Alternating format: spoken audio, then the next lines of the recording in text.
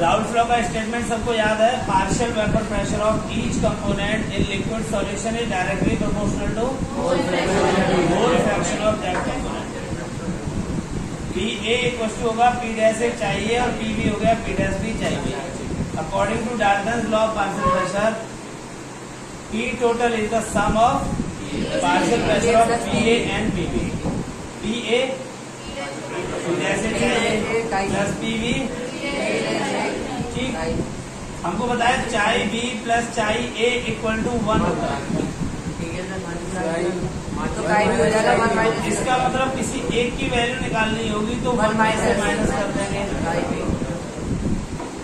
तो ये कितना हो जाएगा p d equal to P dash a chi a plus p dash b 1 minus chi a. इतना ओके? अब आप आगे देखिएगा, इसका अंदर मल्टीप्लाई करें, p d equal to P dash a chi a plus p dash b minus, इसका अंदर मल्टीप्लाई होगा पी डैश बी चाई ए। इन दोनों में चाई ए अवेलेबल है ना, तो इनको कॉमन लेने के लिए इकट्ठा रख लेते हैं, तो पी डी इक्वल टू हो जाएगा P dash a chi A minus P dash B चाई a plus p dash B. इनमें चाहिए कॉमन है, पी डैश बी को इधर भेज दिया, P D minus P dash B equal to P dash A minus P dash B in bracket, and बाहर क्या आ जाएगा। अगर हमको चाहिए ए की वैल्यू निकालनी है तो p D minus P dash b upon p dash ए माइनस पी डैश बी। समझ आ गया? ये हमारा लास्ट फॉर्मूला हो गया इसमें। यहाँ पर आप देखिए पी ए क्या है, partial pressure of vapour pressure of solvent, p dash sorry p b partial vapour pressure of solute, p dash a partial vapour pressure किसका, of solvent in pure form, pure form, p dash b partial vapour pressure of solute in pure form. ये तो पता है B solute और a solvent. चाहे A क्या होगा, mole fraction of solvent, चाहे B mole fraction of solute. ये सारे टर्म सबको पता है, इतना लिख लो इसको, इसके बाद में फिर कुछ और बातें बताते हैं, तो इसी को लिखेंगे, याद हो जाएगा सबको। ये दो कंपोनेंट है ए और बी, क्या है इसमें, partial pressure of each component in liquid solution is directly proportional to mole fraction of that at constant, ठीक है। डाल्टन के अकॉर्डिंग टोटल निकालेंगे तो पी टोटल होगा P A plus P B. यहाँ से पी ए और पी बी की वैल्यू पुट करके हमने कंप्लीट फॉर्मूला बना लिया। न्यूमेरिकल पर्पज से हमारे ये दोनों फॉर्मूले ज्यादा इंपॉर्टेंट है,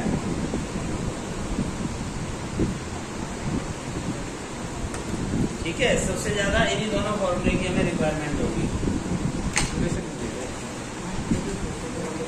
यहाँ पर बेटा जो आपका चाई ए और चाई बी निकल के आएगा ना, वो मोल फ्रैक्शन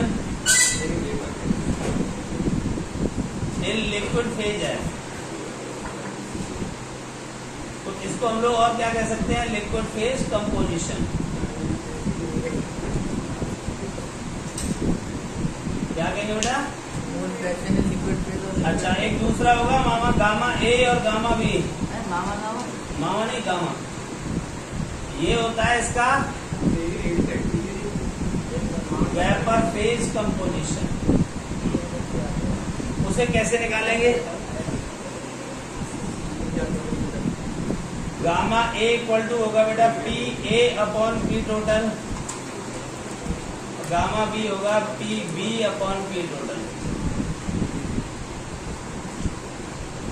आप जरा ये देखिए, पी ए की जगह पे क्या होता है? पी डैश ए चाहिए, चाई ए हम निकाल चुके हैं अभी यहाँ पे, ये चाई ए निकाला है, फिर चाई बी भी निकाला, चाई ए निकलेगा, उसे यहाँ पे रखो, पी डैश से क्वेश्चन में गिवन होगा, दोनों का मल्टीप्लाई करेंगे तो किसके बराबर? P A. ऐसे ही चाई बी हम निकाल चुके हैं, पी डैश भी गिवन होगा, दोनों का प्रोडक्ट पी बी होगा, तो पी ए और पी बी की वैल्यू पुट करो, पी टोटल से डिवाइड करेंगे तो आपका वेपर फेज कंपोजिशन भी आ जाएगा। ओके, क्लियर है? वर्कशीट निकालेंगे डीबीपी 3, उसमें क्वेश्चन नंबर 13 पढ़ेंगे। डीबीपी 3 का क्वेश्चन नंबर 13।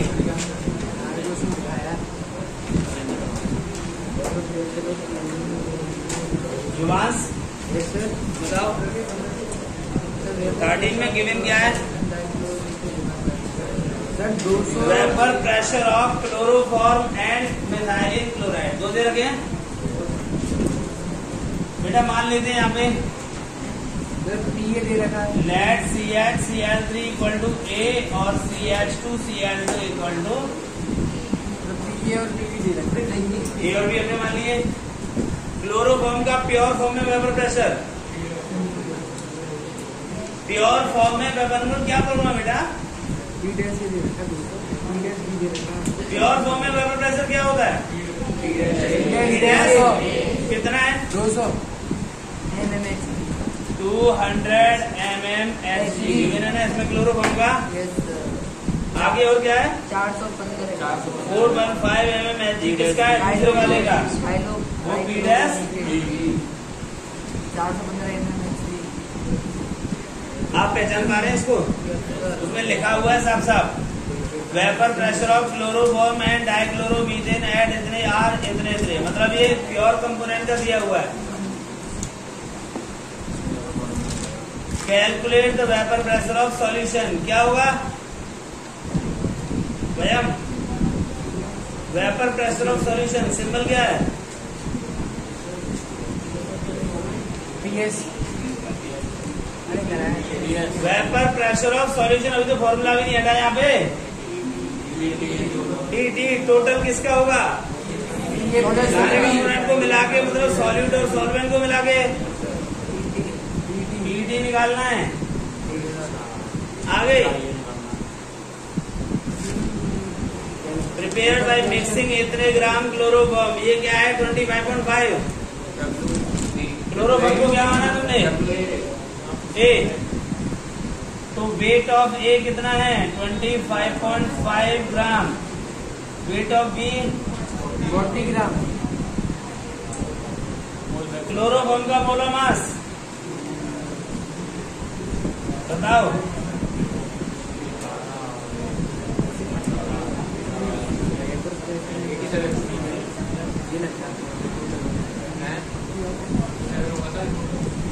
क्लोरोफॉर्म है ना 35.5, तो 106.5 प्लस 1 107.5 12 119.5,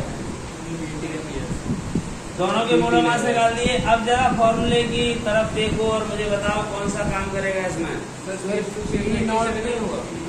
क्या चाहिए निकालिए, क्या होगा? 87 किसका? क्यों? 36 का 35.5 होता है। dt बराबर क्या है? पी डैश ए चाहिए, पी डैश बी चाहिए भी निकालने के पहले आपको ये निकालना है। ये है आपके पास और ये भी आपके पास। मोल फ्रैक्शन का फॉर्मूला क्या है? WB/W। मोल फ्रैक्शन होता है NB/NB प्लस NA, और NB कैसे निकालेंगे? WB/NB।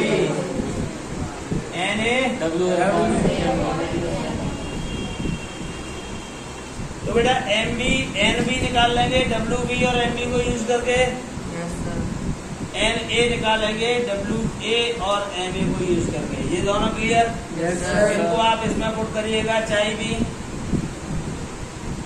चाई A बराबर क्या होगा? 1 माइनस चाई B पता है सबको।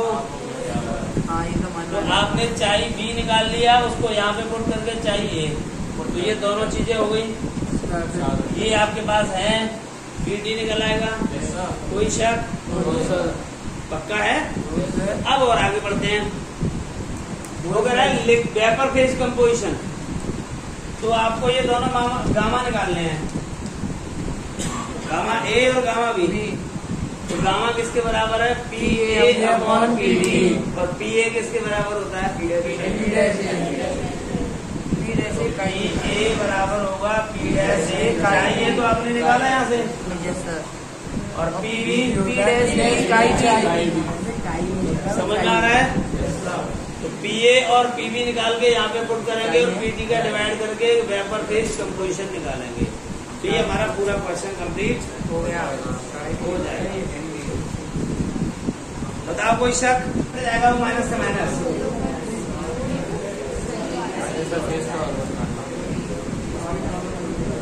देखो बड़ा सिंपल सा है बेटा ये। आ गया सर। यहाँ पर आपको B' गिवन है 450 माइनस 700। वो माइनस 250 पूछ रहा है, तो 750 में से 4 उसमें गलत लिखा है ना। 600 माइनस 700। ये बेटा 2 बार बोर्ड एग्जाम में भी आया हो क्वेश्चन ये वाला, और 450 सेम यही वैल्यू बिल्कुल।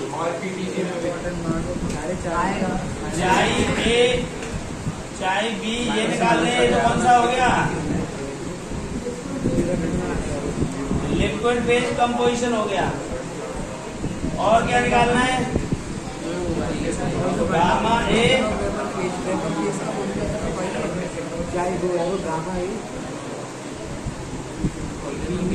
बताओ बेटा, अब थोड़ा सा हिंट दो, क्या करना है मुझे डायरेक्ट सॉल्व करने के लिए? B' A चाहिए, C' B 1 माइनस चाहिए। यही था ना? 600 कितना भाई? सर 45 450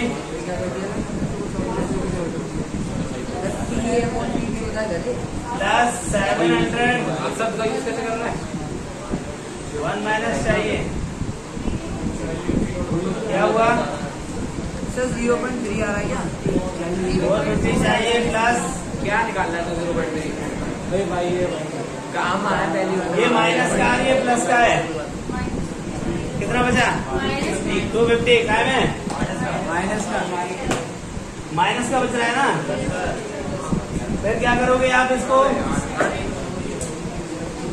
600 इक्वल टू माइनस 250 चाहिए प्लस 700।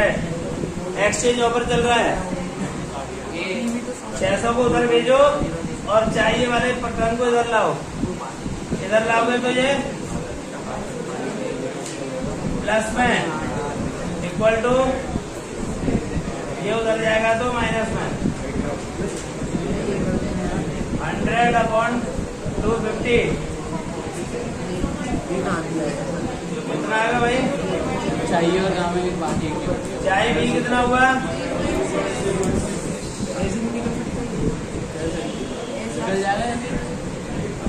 ये कौन सा निकला? Liquid phase composition.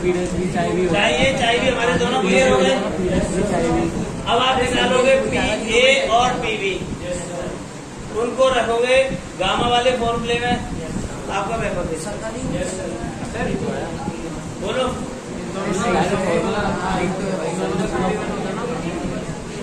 हाँ, इन दोनों का सम भी 1 है और इन दोनों का सम भी 1 है। किसी एक को निकालो, दूसरे को 1 में से minus. Non ideal solution for azeotropic mixture ऐसे लिखते हैं AZEOTROPIC। Azeotropic mixture, non ideal solution for azeotropic mixture. There are two types of non ideal solution.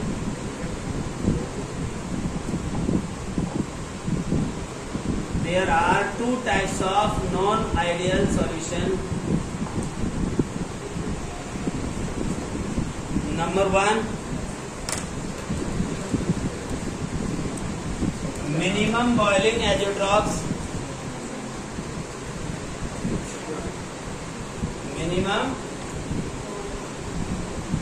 boiling azeotrops or positive deviation from Raoult's law.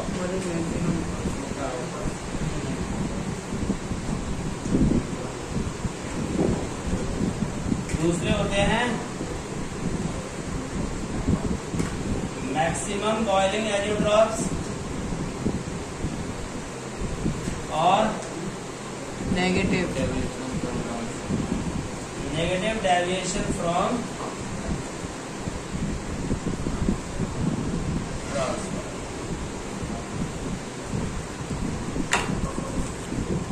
ये कल पढ़ेंगे.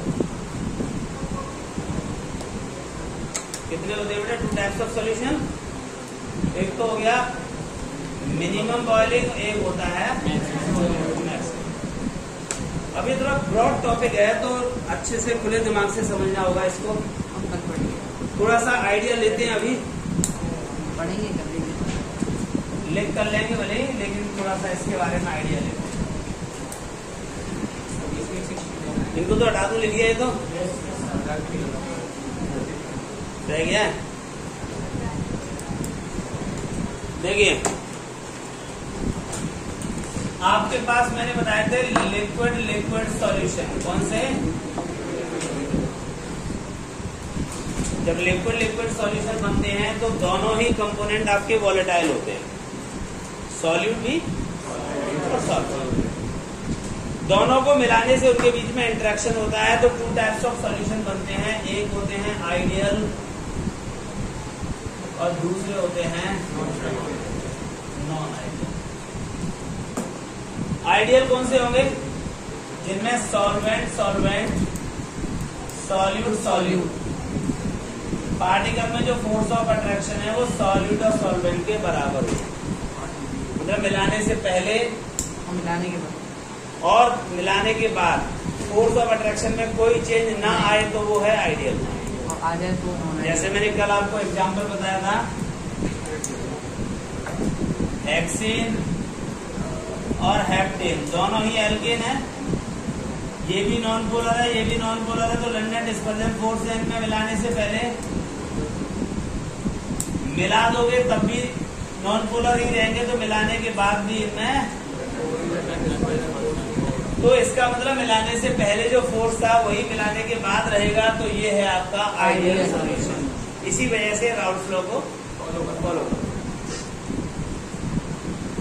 Non ideal में दो case हो सकते हैं कि मिलाने से पहले जो फोर्स ऑफ अट्रैक्शन है वो ज्यादा होगा और मिलाने के बाद कम हो जाएगा. तो पहले फोर्स बहुत ज्यादा था तो पार्टिकल वेपर फेज में नहीं जाते थे, और अब फोर्स कैसा है? कम. जब फोर्स कम है तो पार्टिकल इजीली वेपर फेज में चले जाएंगे. तो इनका जो वेपर प्रेशर होगा ना, हमारे राउल्ट के जो लॉ में बताया था ना मैंने आपको, इस तरीके से ग्राफ बताया था, वो नीचे आता है.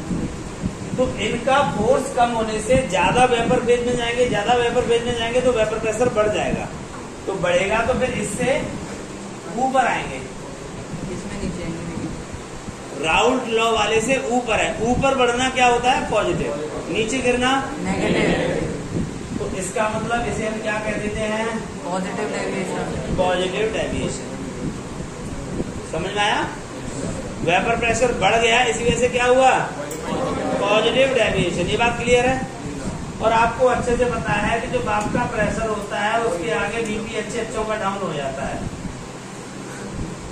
मतलब जो वेपर प्रेशर है वो बॉइलिंग पॉइंट के इनवर्सली प्रोपोर्शनल है। जिसका वेपर प्रेशर ज्यादा होगा उसका बॉइलिंग पॉइंट, जिसके बाप का प्रेशर ज्यादा है बच्चों का बीपी अपने आप डाउन हो जाता है, कभी घर में नहीं दिखाते। तो यहाँ पे आप समझ लीजिए कि इसका वेपर प्रेशर कैसा है, ज्यादा, तो फिर बॉइलिंग कैसा होगा, इसका लो होगा। इसलिए इनको क्या बोला मैंने अभी, लो मिनिमम बॉइलिंग, समझे, ये लो टेम्परेचर पे बॉयल हो जाए। दूसरा केस होता है कि अगर फोर्स ऑफ अट्रैक्शन मिलाने से पहले कम था, तो पार्टिकल खूब सारे वेपर फेज में जा रहे थे, अब मिलाने के बाद उन्हें फोर्स ऑफ अट्रैक्शन बढ़ गया तो अब वो वेपर फेज में नहीं जा पा रहे थे। जो वेपर फेज में नहीं जाएंगे तो वेपर प्रेशर कैसा रहेगा, कम होने को, और बॉइलिंग पॉइंट ज्यादा होगा। कम होने को क्या कहेंगे, नेगेटिव डेविएशन। इनका जो ग्राफ आएगा वो आइडियल से नीचे आएगा, नीचे आएगा, समझना है। तो अगर बॉइलिंग पॉइंट इसका देखा जाए तो वेपर तो कम हो गया, तो बॉइलिंग पॉइंट हाई, बीपी कैसा होगा, मैक्सिमम बढ़ जाएगा। ऐसे सॉल्यूशन बहुत ज्यादा हाई टेम्परेचर पे। तो नॉन आइडियल की दोनों कंडीशन क्लियर है। आइडियल तब होगा जब फोर्स मिलाने से पहले और मिलाने के बाद, किसको मिलाने, सॉल्यूट और सॉल्वेंट। तो सॉल्यूट और सॉल्वेंट को मिलाने से पहले और बाद में फोर्स बराबर है तो आइडियल, और अगर बराबर नहीं है तो नॉन आइडियल। नहीं है तो फिर दो बातें हो सकती हैं, या तो फोर्स बढ़ेगा या कम होगा। कम होता है तो पॉजिटिव डेविएशन, बढ़ जाता है तो नेगेटिव डेविएशन वाला मैक्सिमम बॉइलिंग, और पॉजिटिव डेविएशन वाला, ठीक है। और इनकी क्या प्रॉपर्टी होती है जानने के लिए मंगलवार को मिलेंगे वो। ट्यूजडे नो ट्यूजडे, हाँ नोटिस नहीं मिले।